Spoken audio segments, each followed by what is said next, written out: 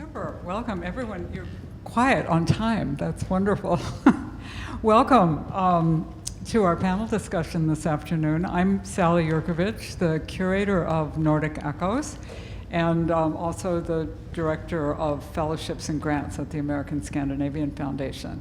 So we're very pleased to welcome you to this last program for Nordic Echoes, where we have 3 of the artists from the exhibition who are going to talk about their work. I hope you've seen the exhibition. If you haven't, please visit it on the 3rd floor after the program. So today we're talking about woodworking and blacksmithing. So we're going to start. I will introduce each person and then start asking them questions. But I'm going to start with Jess Hirsch, who is a sculptor, a educator, and a maker who lives in Minneapolis. Jess is the founder of the Fireweed Community Woodshop, and we'll hear more about that. It's a descendant of the Women's Woodshop, which is what she was doing when I first met her.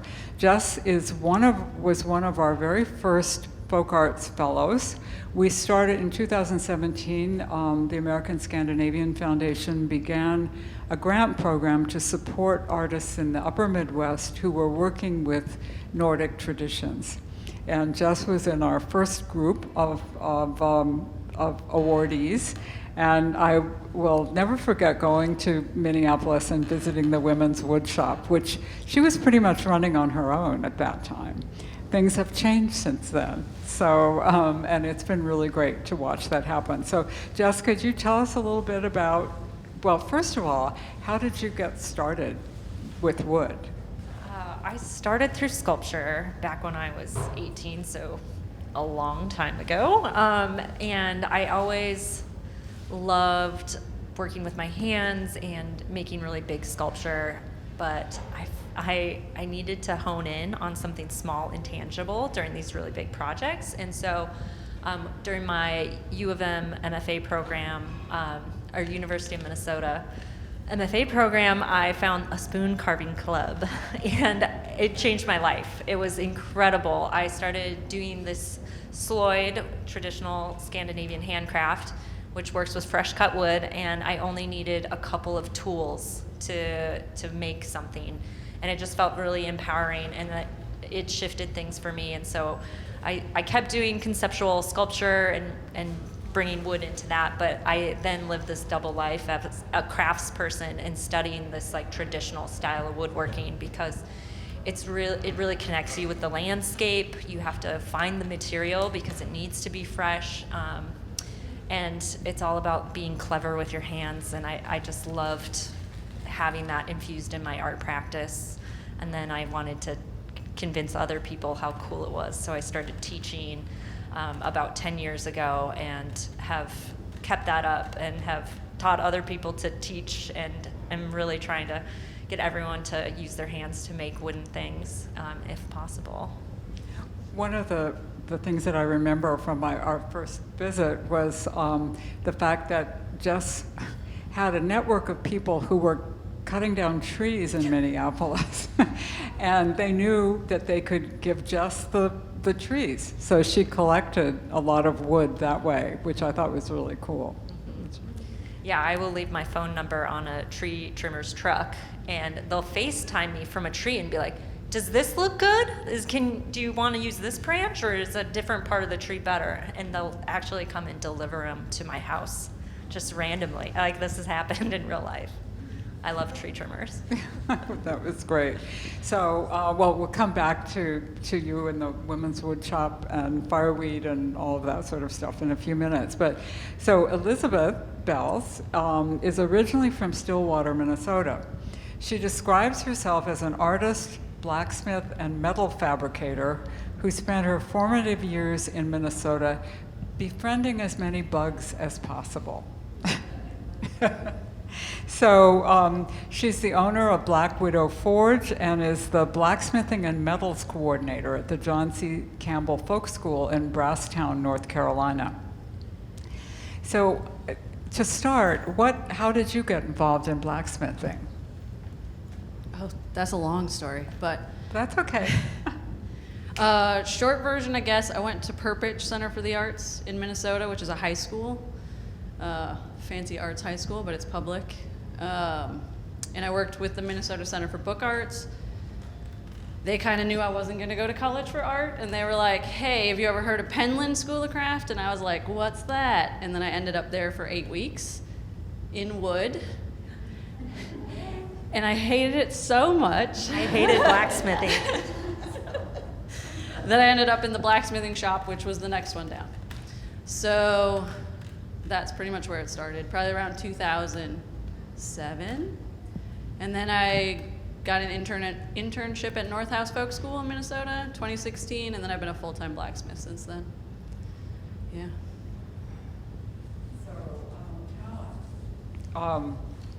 You are from the Upper Sioux Reservation in Minnesota, a Dakota, and you spent 5 years in Sweden training in in traditional art of Scandinavian blacksmithing. Did you go to Söderglanten with the idea that you were going to be a blacksmith? Yeah, the plan was always blacksmithing from the start. That being said, at the time I was 19 years old, fresh out of high school, and the blacksmithing program over there was really competitive. So I went to the woodworking program. They told me there wasn't as many people applying, and so if I wanted to, I could go to the woodworking program. And so I thought it'd be a good way to get my foot in the door, add a little bit to my resume, so I could eventually work my way into the blacksmithing program. Loved it so much that I actually took an extra year. So I have 2 years of woodworking, but then after that, I jumped over to the blacksmithing program. Took 3 years of that and walked away with the Swedish journeyman's in blacksmithing. So why blacksmithing? What led you to that initially? From the time I was a little kid, I've always been a proper fantasy nerd, loved Lord of the Rings and all that kind of stuff, and saw blacksmiths as these cool, mystical... Okay, there we go. I apologize. Could you hear me anyway? I'm a loud person. But so, seeing all these fantasy blacksmiths really inspired me from the age of like 13. Always thought it was super cool, but never thought it was something I was going to be able to do. Sort of towards my high school career, I thought I was going to go be an arborist because I didn't think blacksmithing was something that a legitimate person could do. But then I discovered the Milan School of Village Arts and the North House Folk School and took some short courses in blacksmithing there. But I knew that I couldn't become a master blacksmith taking short courses. So I asked the teachers there where I could go, hoping that I would get some kind of apprenticeship. Someone would be looking for someone to come work in their shop, and they all told me to go to Sweden. So I packed my bags and I went to Sweden. So, and you were at Söderglanten, which is an institute for traditional skills in Sweden, a really great place. So that's neat. So back to Jess. Tell us about the Women's Wood Shop and now the Fireweed Community Wood Shop. Yeah, so the wood shop I started back in actually 2017, same time, was just a little tiny storefront space to empower women and trans folks on how to do woodworking. And I started it all by myself with all my studio equipment, and I burnt out really fast. And there was high demand. I had no idea it would be so popular. The opening night was shoulder to shoulder with like nobody I knew from the art world. It was all these new people that had come out because there was a really strong need for that. And it took about 2 years for me to be like, I need to close this down. It's very hard to do on my own. We were running like 10 classes a month. In the 600 square foot space with power tools.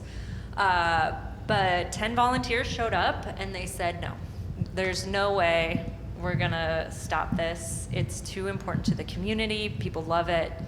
Let's turn it into a nonprofit. And Fireweed Community Wood Shop was born. And then somewhere along the lines, the pandemic hit and we closed our little storefront. We had a really nasty landlord that gave us no forgiveness on rent and things, and we knew it was going to sink us if we kept our space. So we shut down, we went virtual, we led classes virtually for like, 2.5, actually we still offer virtual classes, and then we got a beautiful new space in Minneapolis that is, I want 2,000 square feet, and we've been able to increase our classes, and it is just the rocket ship that keeps going. And now I get to just be an instructor. I've handed off my executive director roles and passed the torch, and it gets to be its brand new thing without me, which was the goal, back in 2019 when I was burning out. So yeah, it's an incredible space. There's about 1,200 people that walk through those doors at least every year, and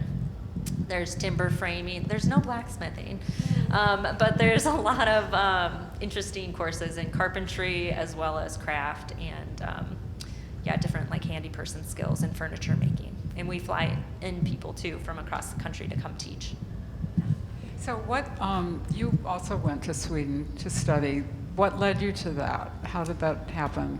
I mean, other than the fact that you were given a grant from us. Yeah, I mean, I couldn't have gone without the help of the American Scandinavian Foundation, but I knew about Beth Moen, who came to North House Folk School to teach a bowl carving class, and I was just enamored with her, with the process, and she's the head of the wood department. She may be retiring though. And so I got to go stay with her and her wife and just be totally immersed in a bowl carving class that was 8 days long, just with the axe and adze every day for 8 days. My body hurt really bad. And then I built the chair in her barn that's on exhibition here too. So I mostly just needed to go and be around Beth and learn from her because she's incredible. I would take any class that she taught. So, yeah. Agreed, she's fantastic. I even took bowl carving from Beth. Yeah. And you liked it, right? Yeah. So did that experience in Sweden then change what you were doing? I think it launched me confidence-wise into teaching bowl carving in Minnesota, and there was a few folks that were teaching it, but not in the Minneapolis area, which is where I'm based, and so that really made it possible confidence-wise, because it's a very big undertaking. A normal class runs for about 3 days and you make one bowl, and it's also a little dangerous. So you really need to know what you're doing and what to look out for. And I think that class my time in Sweden made me feel like I was ready to bring that to the US. Well, and Jess just did a spoon carving workshop this morning here, so it was really, really great. So, okay, then back to Beth. Beth, your blacksmithing is not what I would call, or not what I would expect from a blacksmith.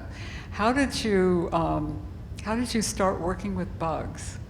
Oh yeah, the famous question. Yeah. So I was living in Minnesota at the time. I did a residency with the Science Museum. They have a really cool residency program there.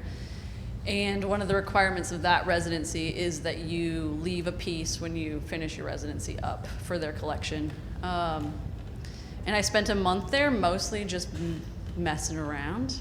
The neighbors were great. They brought me eggs, and then we hung out, and I did a demo on the square, but I panicked when I was about to leave. I didn't even weld at the time, so I was just blacksmithing in the backyard. I brought all my own equipment. And there were just insects around, and we got to work with the scientists a little bit as far as being able to go into one of their stations, one of their remote stations, and like see what they were working on. So insects seemed like a really logical thing. So I did end up forging out a bunch of like long tapers that ended up being a spider for that collection, and that was the first piece that was an insect that I ever made. But I literally brought it to my brother, who's a TIG welder, and dropped all the pieces on his table, and I was like, can you just like stick these together somehow? And I thought he was gonna kill me. But then I went to Penland, and they were like, make a sculpture that's supposed to be for a space. And I was like, I don't know what the hell to make. And he was like, well, you've made a bug once, why don't you make another bug? And I was like, yeah, what he said. And then I saw another artist talk in Memphis, and she was like, hey, you turn 30, eventually you gotta like pick a thing. And I was like, well, I don't know. I've made 2 bugs now. So I just like picked a thing. Because she was like, eventually you're going to get too old. You just got to make a decision. But she was just like talking to a large group of people. She's a mural artist. And she's like, I don't know, I picked this weird thing. And I was like, well, she picked that weird thing. I'll pick this weird thing. And that's how that happened. So, and you make bugs of all sizes, right? Yeah, and I've started doing a lot of installation work. So one of the pieces on the slides has some mosquitoes in the front and then some bugs in the back. That's one of the installation pieces I did at Aeromont a few years ago. That was a light that slowly during the exhibition, more bugs would come to the light. It had nothing to do with the fact I didn't get all the bugs done on time for the show. It was a cool concept. Wink, wink. So how do you work with bugs bugs that are alive, or how do you think about your bugs? I mean, how creating them? Do you work from photographs? Both. Both. Yeah. I was at the Natural History Museum yesterday, and there's a really cool ant exhibit right now. And the guy was like, you want to go see the butterflies? I was like, yeah. He was like, you can't get in there until 2:45, and it was 11. I was like, no problem. I'm distracted. But I do order specimens to look at from around the world. So I have a lot of bugs to actually look at. I've got a microscope now that I'm really excited about. So I look at them even bigger, even closer. But where I live right now in North Carolina is really rainforest. We have a very big biodiverse bug landscape. So sometimes they just fly into my shop right onto me. And I will take that. So it just comes from wherever, whenever. Yeah. But they're very I often associate blacksmithing with much more massive forms. Is that a challenge to make something so delicate as a bug with blacksmithing techniques? No, I like forging small stuff, but Talon would tell you forging small stuff sucks. Mostly I think I have the problem of like wanting to make it too delicate. The butterfly piece that is in the show, I was finished with it and I like turned and a leg fell off at one point. And then you have to go all the way back through all the steps to put the thing back together. But I'm like trying to push it as far as I can without getting into jewelry or small metals. So I still don't TIG weld. I MIG weld all this together. So if anyone knows what that means, it's not the way you would think I do it. What is it? You also make colored bugs.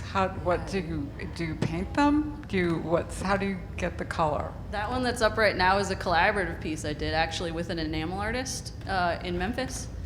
But this type of stuff that's on the screen now is painted. I do use like a graffiti type. I use graffiti spray paint, so it's matte. I sand through it, I patina over it. I think my finishing techniques are what take the longest.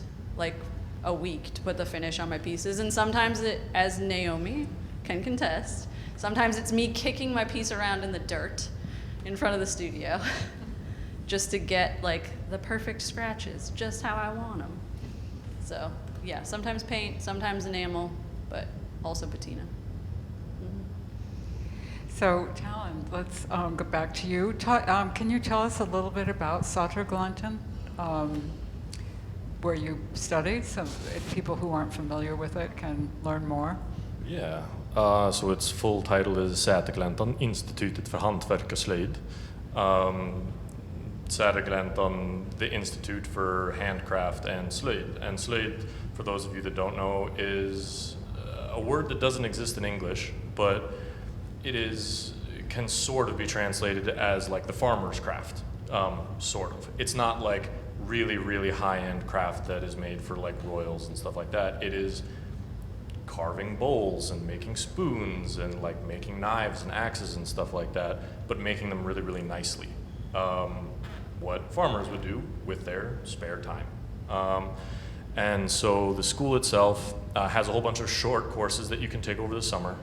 They're very, very lovely. But then it has year-long programs anywhere from 1 to 3 years. A lot of people take 1 year and then drop off, or 2 years. But I went for 3 in one and 2 of another. But it's got courses in blacksmithing, woodworking, weaving, and sewing, all with very traditional focuses. I spent 5 years there, which is more than a lot of other people spend there. And it is up on top of a hill, like 4 or 5 miles from the nearest town, which is a tiny, tiny little town out in the middle of nowhere. There's about 50 students per year, and it is a very intimate environment, for better and for worse. It got to be a lot after 5 years, so I was happy to be done, but it was the best decision I ever made in my life. So is there a difference between blacksmithing in Sweden and blacksmithing in the US? Be nice.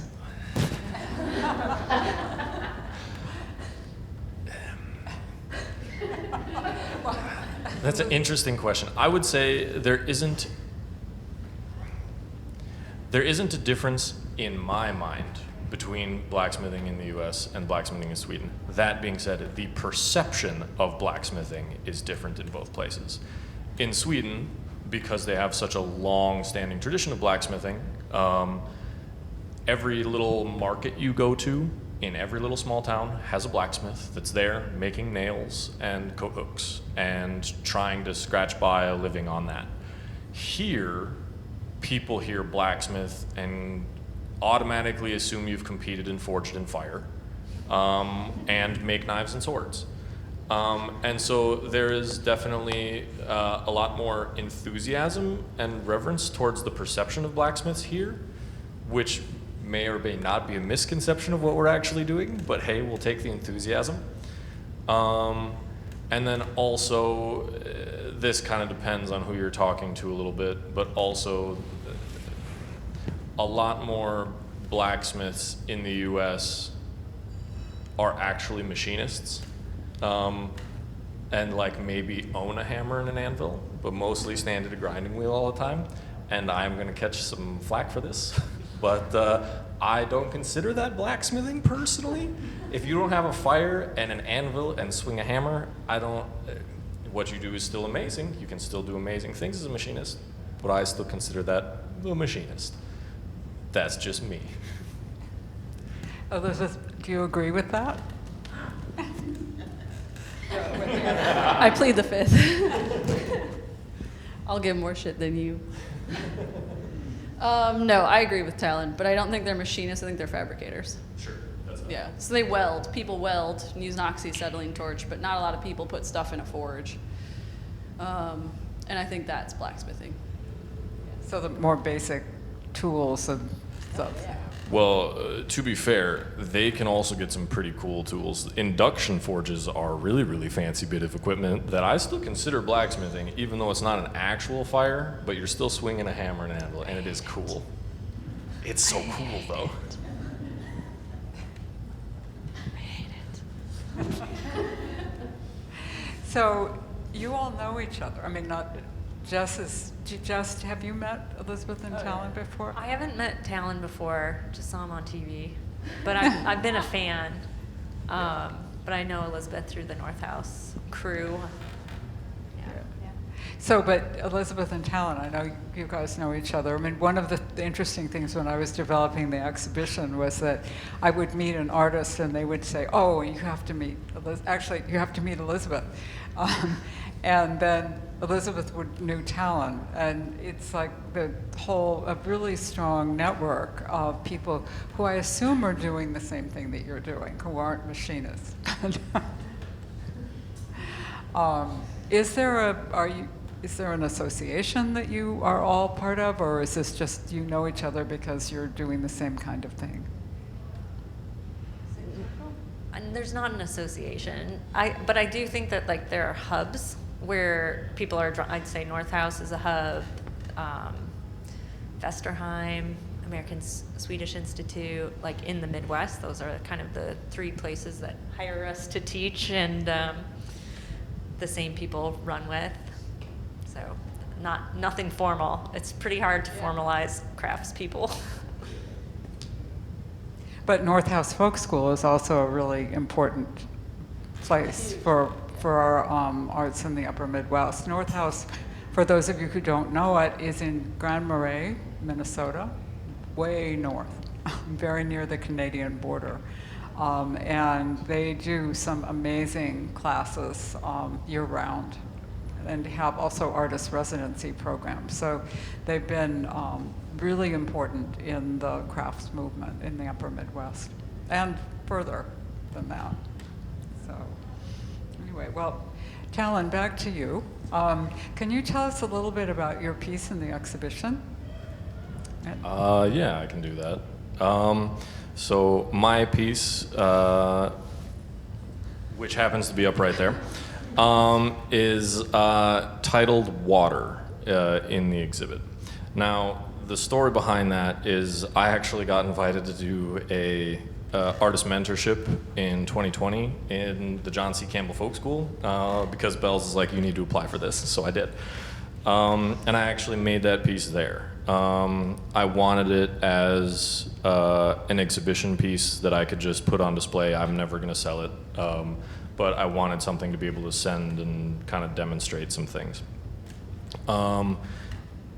The original point of the piece was taking this very, very traditional blacksmithing technique that you'll see on a lot of different gates and ornamental decorative grills and stuff like that, where you have these pass-through holes going in each of the four directions. It's not still there, you can't look at it.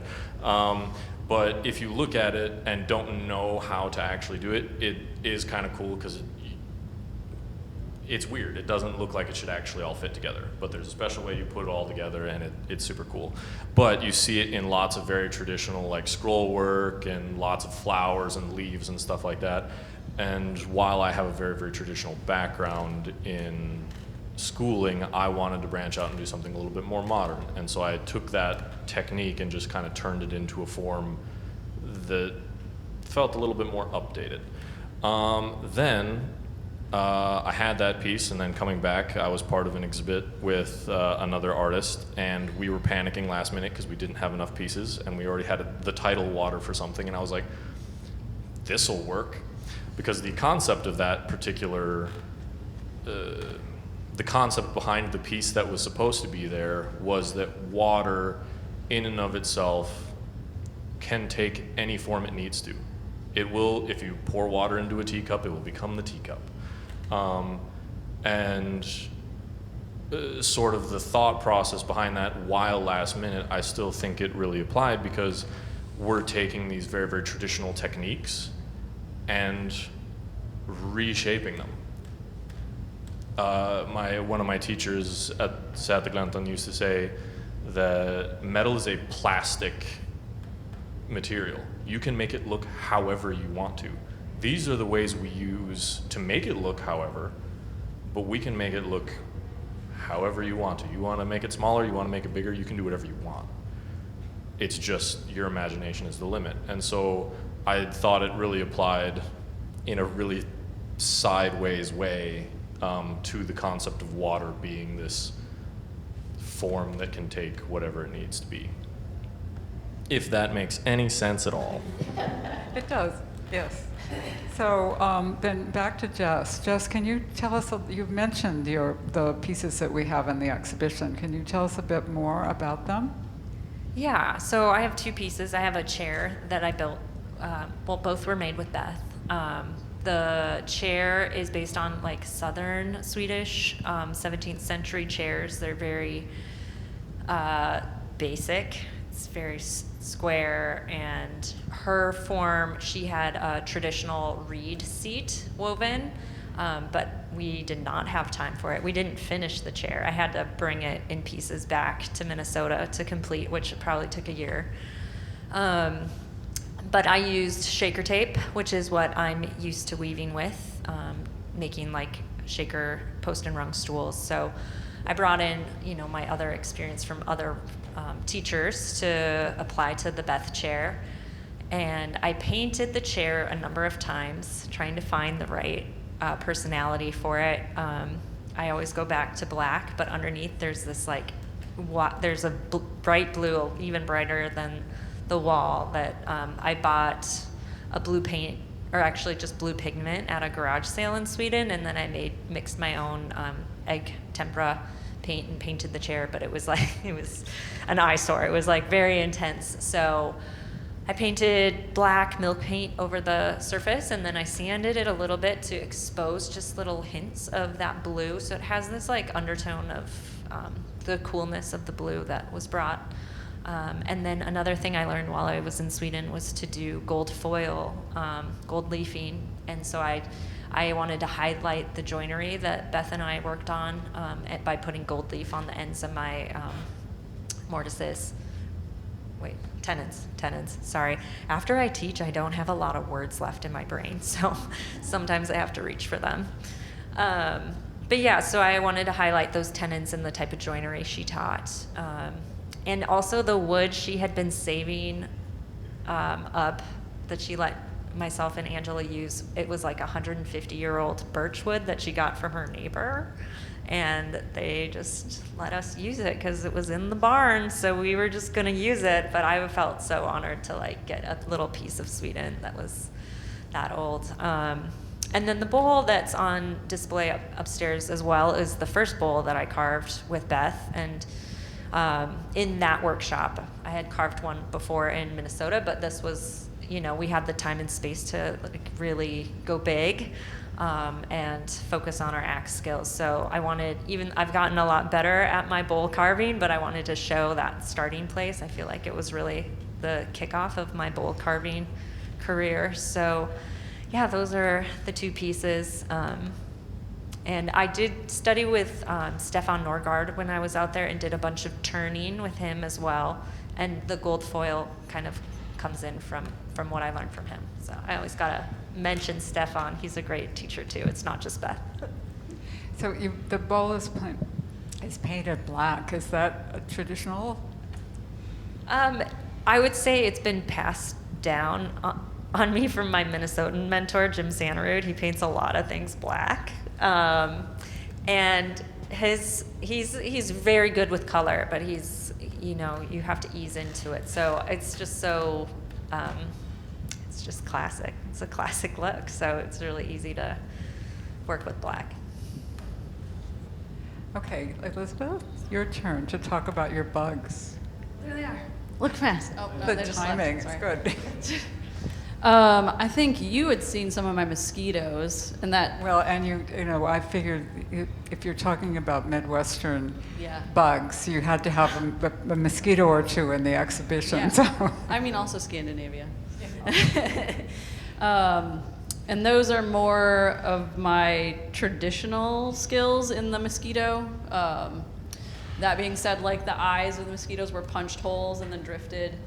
A lot of those skills are in those mosquitoes, less like the butterflies. So I have 2 mosquitoes in the show. I want to look at a picture of them. There's a moth, if you guys have seen the exhibition. I picked that one based on just research I did about Scandinavian insects.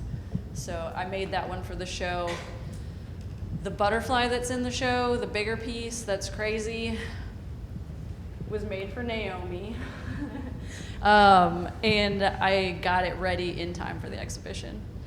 But Naomi now can't have it for 2 years. But I watched videos of that butterfly for like a year. So you should go home and Google that because you'll be lost in videos of those things flying. They look freaking crazy. Like they're underwater. I don't know how to describe it. But all the pieces use traditional blacksmithing in some form. And then I connected everything together with MIG welding, and then the finish, particularly on the moth, took a really long time. That's what I'll say about that. Yeah. How did you make the finish? Yeah, the finish was a lot of trying to find someone with a sandblaster because we didn't have one at the time, if you know what that is. I used that to finish all my metalworking because I do weld a lot of it together and it evens out the top of the metal. So it like evens out where I stick things together using non-traditional methods, specifically welding. And I put a lot of paint on it that I ended up sandblasting off again, put more paint on, didn't like it. Same thing happened to the butterfly. Maybe 24 hours before I left to deliver the butterfly to the show, I decided I didn't like any of the paint I spent a week putting on it, sandblasted the entire thing, repatinaed it, let it dry in the car on the way to Kansas City, and then I waxed it in their parking lot. But most of my finishes are just a really complicated process of like, hate that, take it off, put new stuff back on, hate it, take it off, put it back on. Kind of like the chair. Yeah. And then they end up black in the end. Yeah. So have you had that same experience, Talon, and sort of remaking stuff? I mean, in terms of the sculpture itself, yes, absolutely. In terms of patinas, no, I skip straight to black. I go straight there. All my stuff's black or shiny. But certainly in terms of like general sculpture, yeah, I make and remake stuff because it's not satisfying at all. There's half of the artistic process is thinking you're trash and what you're making is trash and trying to throw it away until for some reason it stops being trash. And then you're happy with it somehow. So one of the things that I have heard you say in videos was that the Dakota have no blacksmithing tradition, and one of the things that you wanted to do was to take your skills in blacksmithing to make things for the Dakota. Is that still something that is in your mind? I mean, you are certainly a blacksmithing artist now and do a lot of different expressive forms, but is that original idea still on your mind? Yeah, absolutely. It is a bit of a very complicated thing. As you said, blacksmithing didn't exist for Dakota people. We did have a limited amount of metalworking in the form of working with copper, but even that, it got kind of pushed by the wayside, and you will find like little historical examples, but they're not common and were quite often discarded because in Minnesota we have obsidian, and obsidian is the sharpest material in the world. And so we picked up copper knives for a while and copper tools and found them flimsy and decided we didn't need them because we had the sharpest stones in the world. So after a while, you'll find really, really old examples of it in like as arrowheads and spear points, but after a while they start to disappear and become just little more beads for decoration, and even those get phased out in favor of other things like quill work and bone. And so blacksmithing was a completely foreign concept for Dakota people, but it's what I really wanted to do. And as a Dakota person, trying to figure out that balance of being Dakota and wanting to be a Dakota artist in a completely non-traditional medium is a really sort of delicate question to ask. And so, I got back from school in 2020, which was not a great year to start anything, didn't get anything done. And then from there, I've been slowly getting the snowball of my business rolling, and it's finally starting to get moving a little bit. So I haven't had that many opportunities to really push this question. But what I really want, what I love nothing more, is the discussion of like, okay, what is the difference between being a Dakota artist and Dakota art? Just because something is made by a Dakota person doesn't necessarily make it Dakota art, or does it? Where does tradition actually meet a new medium? For instance, traditional quill work was a major thing for Dakota people, and then post-colonization we were introduced to glass beads. And glass beadwork took off in traditional culture and now is seen as a traditional art form, even though it was introduced in colonial times. And so why did beadwork take off, whereas other art forms and other mediums did not, for instance, blacksmithing? And so a lot of the thought processes I have is about how to try and incorporate blacksmithing in the same way that beadwork was incorporated. And actually just this year, I'm finally starting to have some more solid opportunities to do that. A lot of what's happening in Minnesota right now in terms of like land being given back to Dakota people in the form of state parks, and a lot more acknowledgement is happening. And so one of the things I've been asked a couple times to do now, and I'm in the works talking with them, is like the Minnesota Historical Society and the Parks and Rec Department have asked me to come out and potentially make sculptures as markers at like historical battle sites and stuff like that, to represent Dakota people. But then the real question is, culturally speaking, some things are for Dakota people and not necessarily for everybody else. And I don't always know what those things are because I'm just a young kid who's trying to figure it all out. And so a lot of it is also trying to go and figure out, okay, what is safe to put in a huge sculpture that is going to be seen by everyone, that isn't necessarily just for Dakota people. And for instance, there's also like a whole bunch of other dynamics that are weird to work around, and one of my favorite ones is in Dakota culture, you do not tell stories, in particular of certain figures, when there is no snow on the ground. The practical reason for this is because if during the summer, spring, and fall, you should be out working, gathering food, preparing for winter. You shouldn't be wasting your time sitting around telling stories. But in the winter, there is nothing else to do, so we sit around telling stories, in particular of a couple figures.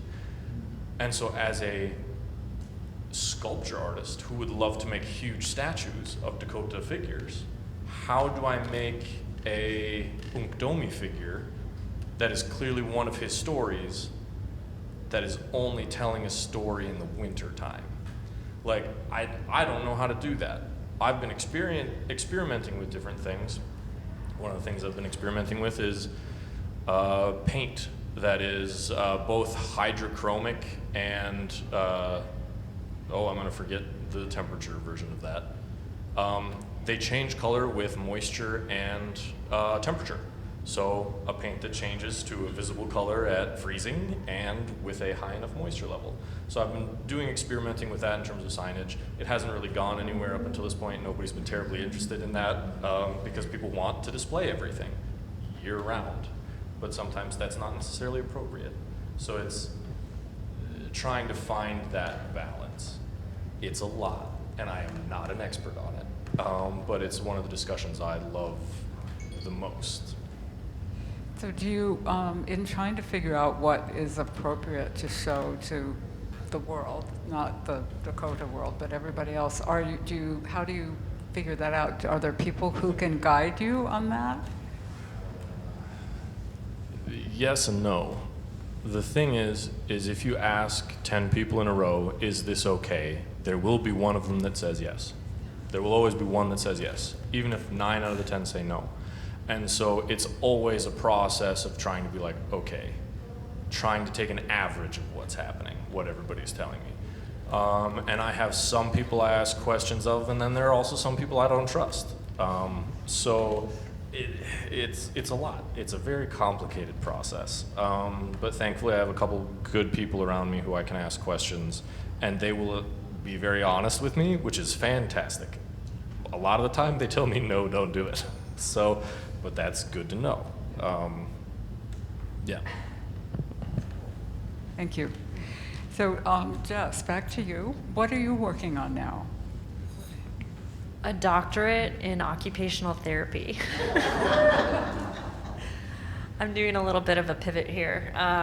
This fall I start at the University of Minnesota again to get into healthcare, and I'm hoping to, for my capstone, we'll see, it's all gonna change, but bring Sloyd education into therapy for kids. You integrate a lot of nature play for occupational therapy for kids, and I think that there could be a really strong connection there. So I'm hoping that it will all align and that I can get through so much anatomy and physiology as an artist. It's gonna be a struggle, but that's my big shift. So in Sweden, the schools, regular schools, teach Sloyd to kids from the beginning through the end. I mean, it's really amazing and a wonderful exposure for the crafts, not just for the crafts, for the people who learn them. Do you think there's any hope of that kind of thing happening in the U.S.? I wish. I really wish. I think that it's going to be a big push through parents to expose their kids to Sloyd and educate them on how to use their hands and make things and feel self-sufficient. But I don't necessarily feel like it's going to happen in my lifetime where that value of handcraft is brought into the schools. But yeah, they start in the 2nd grade and it goes on through high school. It's incredible. Elizabeth, what are you working on now? More bugs? Yeah, I'm working on some lightning bugs for the city of Hiawassee, Georgia. So they're gonna put them around town and light them up. And then hopefully I'm doing a big sculpture for the Sky Park in Gatlinburg too. So one big one. How big are the lightning bugs? They're smaller than I wanted them. They're only about this big. They're tiny, about 12 inches, yeah. That's big for a lightning bug. Oh yeah, I mean, yes, not big for a metal sculpture artist, yeah. So thank you. Are there questions from the audience for all of the artists here? That word that you just used, Sloyd. what does that mean? Who wants to? Slate was the word that doesn't really have a convenient definition in English, but it's like it's practical craft, spoon carving, stuff like that, and it does span genres as well. It's not just woodworking, but like there are certain aspects of blacksmithing that are more considered Slade. Some would argue about sewing and stuff like that, but I would say that there's a Slade version of sewing. And we can, yeah, my partner is looking at me angrily right now. But it is sort of the farmer craft, right? Making utilitarian things, but making them very beautiful and nicely. One of the things that attracted me to the sort of Swedish way of teaching about this is that I just met so many people who had in school had been taught Sloyd, and then later in life took it up again. And it was really cool to see people who, had retired and were now doing all sorts of handcrafts. And clearly having networks of friends who were doing the same thing and having a very rich experience with that. And it just seems to give people such a wonderful skill that they can use throughout their lives. And a wonderful resource that becomes really important to them. So it was really, really impressive to see that. Other questions? I'm curious what you think the relationship is between the importance of the folk school and other art, places that seem to be so important to your work, and sort of the more family or community-based practice of arts. I wonder if you could speak to the relationship between those two sort of different ways of passing on traditions.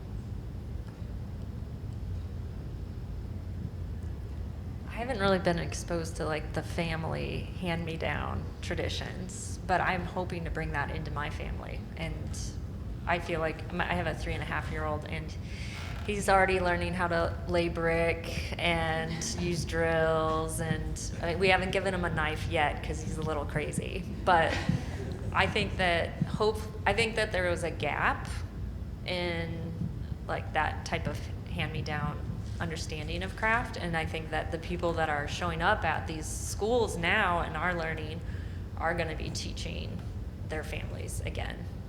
That's my hope, at least. Any other takes? Did you mean specifically like hand-me-down, like father to son, mother to daughter, or like more like open community spaces?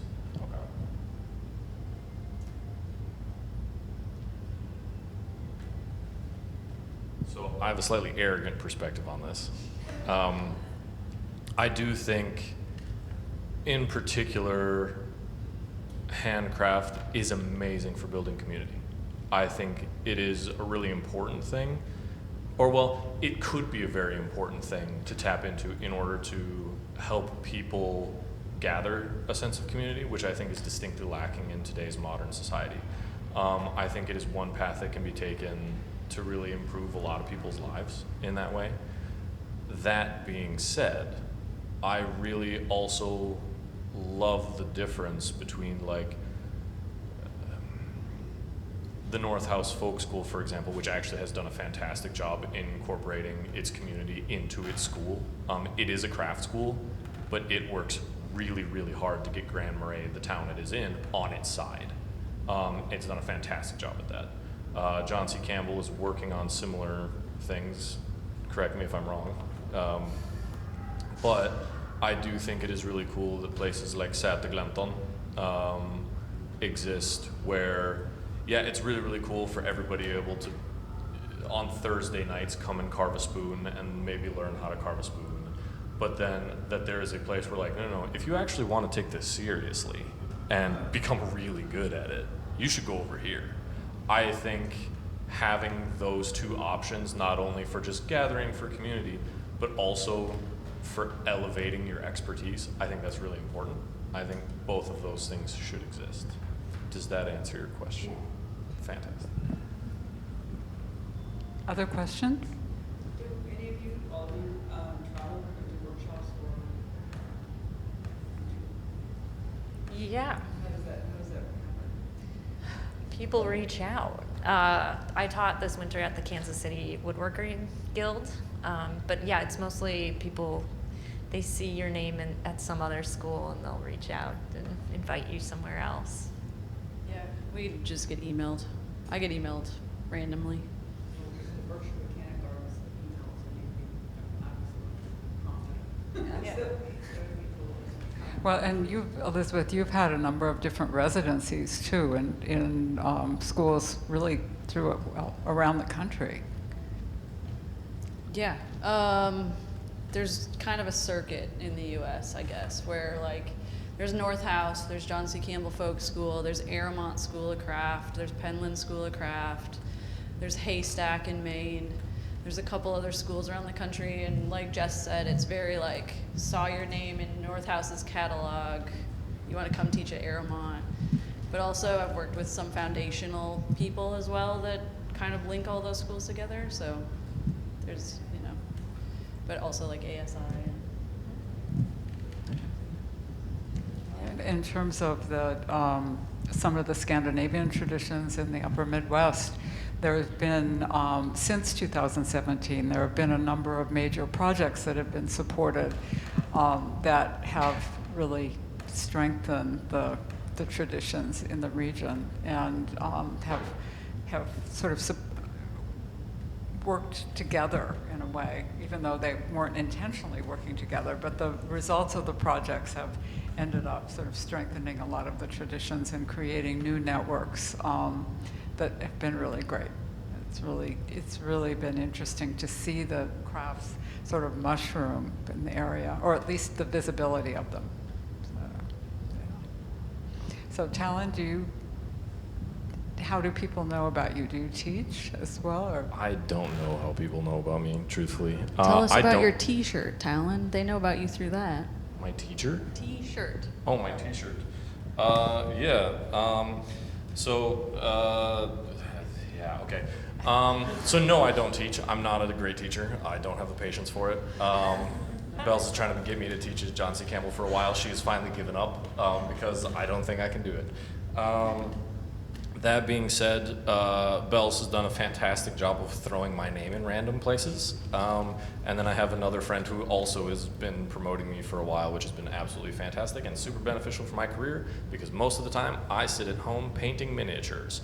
So having friends that are willing to talk about me has been absolutely fantastic. That being said, yes, the t-shirt I'm wearing is the Spark t-shirt, which I'm not in love with the acronym because it's very long, but it's the Smiths for the promotion of acceptability, representation, and community, which is a organization that is under the umbrella organization of SIBS, the Society of Inclusive Blacksmiths, who is also represented here today.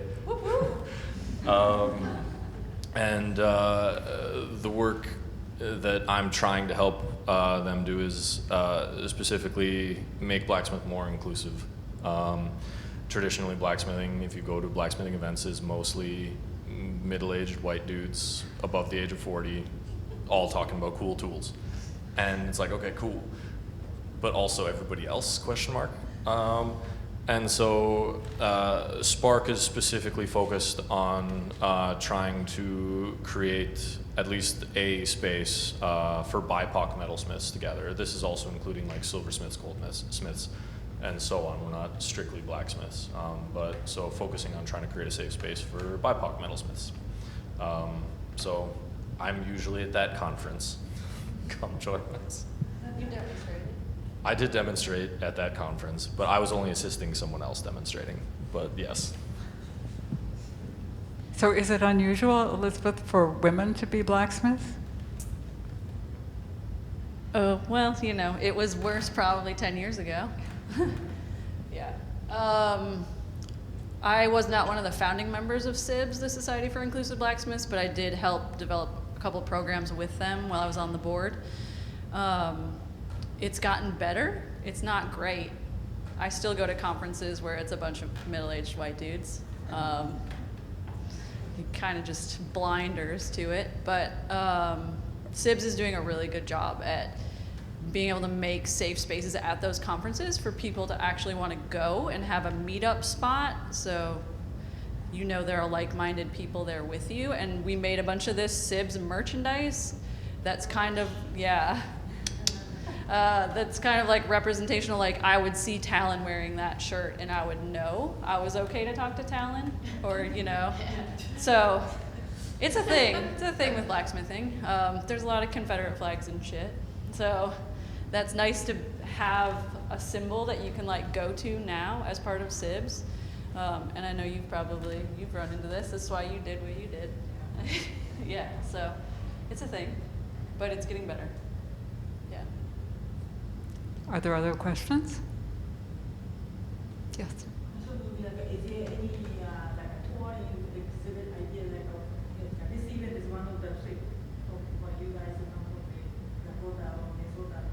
Is there like yearly or you know trying to bring your exhibit?